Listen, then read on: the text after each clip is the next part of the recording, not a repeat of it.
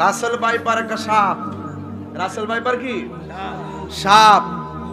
ফেসবুকে দেখলাম, টিকটকও, ফেসবুকে টোটাল পাতায় পাতায় শুধু রাসেল ভাইপার, রাসেল ভাইপার। নদী দিয়া বাইসাইতেছে ঘরের কোনার ভিতরে, উড়ানের ভিতরে, এরপরে ইউটিউব থেকে বাইর করে করে, গুগল থেকে বাইর করে করে ছেড়ে দিতেছে। এমন একটা আতঙ্ক সৃষ্টি করছে, এই ফেসবুকে দেখলে মনে হয় যে নিজের ঘরের ভিতরে ঢুকে রয়েছে, অনেকটা বেজাল ঢুকাই দিছে না। এই হলো অবস্থা। 100 বছর আগে রাসেল ভাইপারের খুব একটা ইয়া ছিল, এটা 100 বছরের ভিতরে আর আলোচনায় ছিল না। এই সাপটা হইলো এমন একটা সাপ, সব সাপ কিন্তু যার যার আপন জায়গায় বসে থাকে, মানুষ দেখলে আস্তে আস্তে খৈরা জায়গা, যতক্ষণ তারে আঘাত না করে সে আঘাত করে।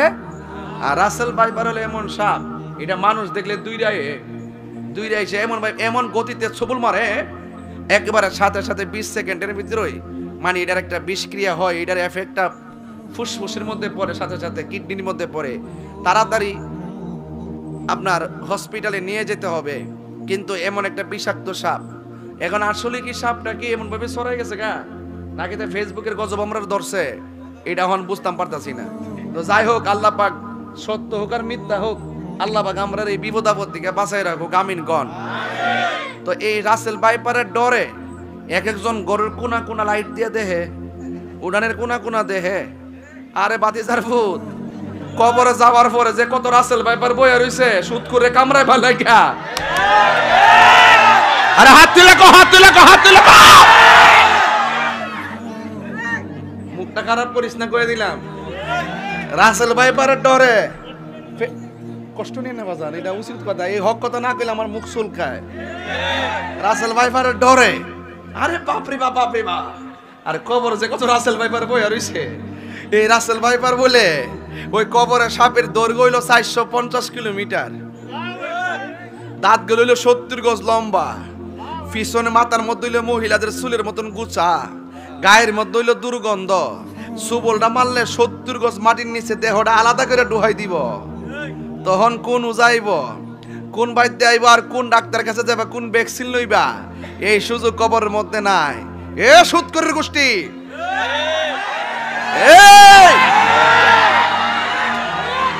কবরের কথা চিন্তা করো।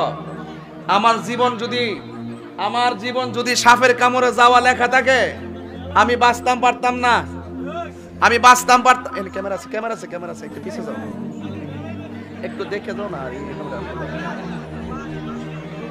আরে আস্তে থাক থাক থাক থাক থাক থাক থাক থাক থাক থাক, এটা তাহিরের পাগলা ভূতই মারহাবা জোরে। তখন কবর সাপ আসেনিও, বাইর দেখে ধরতার বনি, উজা ধরতার বনি, সুবুল দিলে ভ্যাকসিন দিতার বনি, কোনো কাম হইতো না বাবা, কোনো কাম হইতো না বাবা রে। এক রাসেল ভাইপারের ডরে ফেসবুকে ডোহন জানা বাবা। তো যাই হোক বাবা, তারপরও হে সগরমি সগ আল্লাহ পাক আমরা রে বিপদ থেকে বাঁচাই রাখুক। সব মরে গেছে। নবী এই নৌকার সাথে, কিস্তির সাথে আমাদের আহলে বায়তকে তুলনা করার মূল কারণ যে এমন একটা সময় আসবে, তুফান আসবে তোমাদের উপর। কি আসবে? তুফান আসবে। এই তুফান আসবে, এক এক সময় এক একটা তুফান আসে, আসে কি না বলেন? এক এক সময় এক একটা তুফান আসে। তুফানগুলো বিভিন্ন ধরনের নামে নামকরণ হয়। এই দুনিয়ার জমিনে কিছু তুফান আছে আইলা, এটা আসলে বাড়িঘর উড়ে গেছে। টর্নেডো, বাড়িঘর উড়ে যায়। ঘূর্ণিঝড়, বাড়িঘর উড়ে যায়। হ্যাঁ, এরপরে কি সিডর, বাড়িঘর উড়ে যায়। বাড়িঘর উড়ে গেলে বাড়িঘর বানানো সম্ভব, ঠিক না বেটি? কিন্তু আমার নবী যে আহলে বায়তকে বলছে নূহ নবীর কিস্তির মতন, এটার বাস্তব উদাহরণ হইল এমন একটা সময় আসবে, নদীর পানির ঢেউয়ের কথা রাসূল বলছে না, যে তোমাদের উপরে এমন তুফান আসবে, যেই তুফানের দ্বারা বাড়িঘর ধ্বংস হবে না, যেই তুফানের দ্বারা ঈমান ধ্বংস হয়ে যাবে। এই তুফানের দ্বারা কি ধ্বংস হয়ে যাবে? ঈমান ধ্বংস হয়ে যাবে। আজকে সমাজের ভিতরে করোনা আসছিল, সব স্থবির হয়ে গেছিল না, কেউ গর্তে বাইরিতে পারছে? অপেক্ষা করেন, এমন একটা মুসিবত আবার আইতে পারে।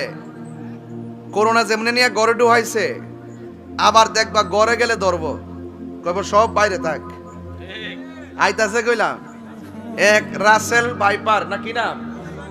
রাসেল বাম্পার ভাইপার না, তুই দিকস বাম্পার। আরে ফুলা রাসেল ভাইপার কোন লাগে, সতর্ক কোন লাগে তো বাজে কি কর। রাসেল ভাইপার একটা সাপ। রাসেল ভাইপার কি সাপ। ফেসবুকে দেখলাম, টিকটকও, ফেসবুকে টোটাল পাতায় পাতায় শুধু রাসেল ভাইপার রাসেল ভাইপার। নদী দিয়া বাইসাইতেছে ঘরের কোনার ভিতরে, উড়ানের ভিতরে। এরপরে ইউটিউব থেকে বাইর করে করে, গুগল থেকে বাইর করে করে ছেড়ে দিতেছে।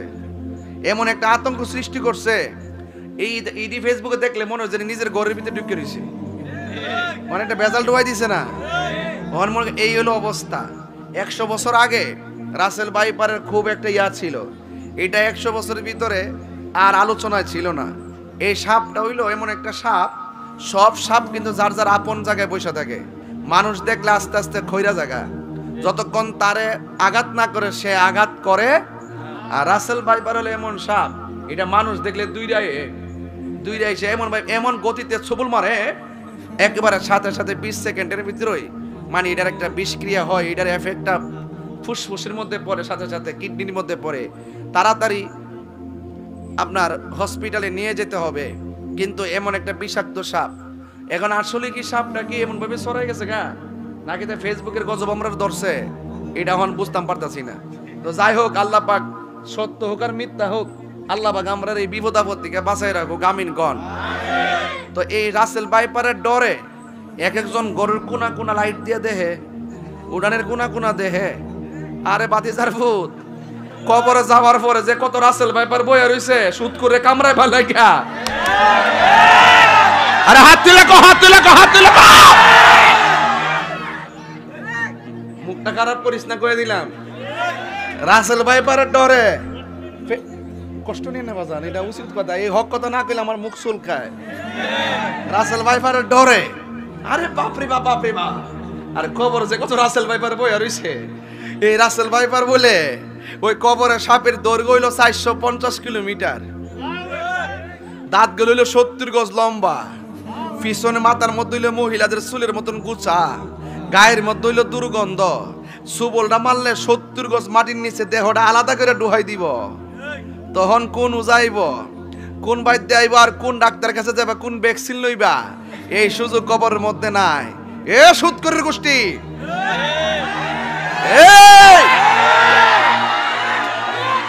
কবরের কথা চিন্তা করো। আমার জীবন যদি সাপের কামড়ে যাওয়া লেখা থাকে, আমি বাঁচতাম পারতাম না, আমি বাঁচতাম পারতাম। ক্যামেরা আছে, ক্যামেরা আছে, ক্যামেরা আছে, একটু পিছিয়ে যাও, একটু দেখে দাও না। আরে আস্তে থাক থাক থাক থাক থাক থাক থাক থাক থাক থাক। এটা তাহিরের ভাগলা ভূতই মারহাবা জোরে কোন। তখন কবর সাপ আসিনিও, বাইদ্যাকে ধরতার বনি, ওজা ধরতার বনি, সুবুল দিলে ভ্যাকসিন দিতার বনি, কোনো কাম হইতো না বাবা, কোনো কাম হইতো না বাবা রে। এক রাসেল ভাইপারের ডরে ফেসবুকে ডোহন জানা বাবা। তো যাই হোক বাবা, তারপরও হে সগর মিস আল্লাহ পাক আমরা রে বিপদ থেকে বাঁচাই রাখুক, আমিন কোন। আর সিলেটের মানুষের অবস্থা বেশি ভালো না, আপনারা সবাই দোয়া করবেন। বানবাসী মানুষরা খুব কষ্টে আছে।